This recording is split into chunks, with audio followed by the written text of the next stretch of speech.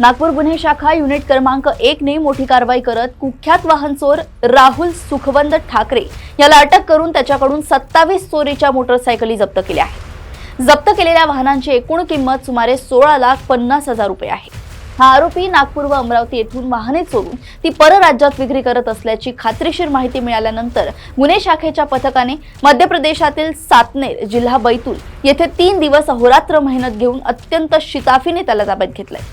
तपासादरम्यान नागपूर शहर व अमरावतीतील विविध पोलीस ठाण्यांतर्गत चोरी केलेली वाहने आरोपीकडून उघडकीस आली आहे। या आरोपीवर यापूर्वी नागपूर शहर, नागपूर ग्रामीण, वर्धा, भंडारा, अमरावती तसेच मध्य प्रदेशात एकूण 63 वाहन चोरीचे गुन्हे दाखल आहेत। आरोपी व जप्त मुद्देमाल पुढील कारवाईसाठी MIDC पोलीस ठाण्याच्या ताब्यात देण्यात आला असून आणखी एका फरार आरोपीचा शोध सुरू आहे। यस, मोटरसायकल चोरी मोठ्या प्रमाणावर होते, यासाठी आपण कंटिन्यूअस काम त्याच्यावर करत असतो।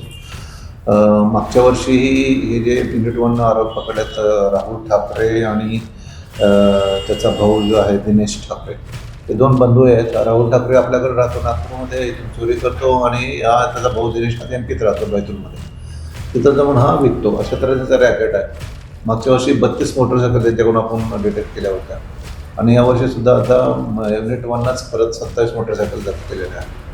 त्यांचे मोरडस ऑपरेटी असं म्हणाल तर ही मंडळी काय करताय, इथून उचलत आहे गाड्या आणि MP मध्ये जर विकल्या जात आहेत, त्यामुळे आपल्याला त्याचा लवकर शोधावं लागत नाही आणि तिकडं परस्पर शेतकरी वगैरे असे हातावर काम करणारे लोक अशांना 2-4 हजार 5,000ला गाड्या ते विकून टाकतात। तर ह्यांना आम्ही कारवाई केली। याच्यात आम्ही 111 जो BNSचा कायद्याचा नवीन सेक्शन आहे, जे मोपाशी रेट आहे, ते पण लावायला सर्वांना सूचना देण्यात आलेल्या आहेत आणि यांचा जामीन रद्द करण्यासाठी आम्ही प्रयत्न करतो।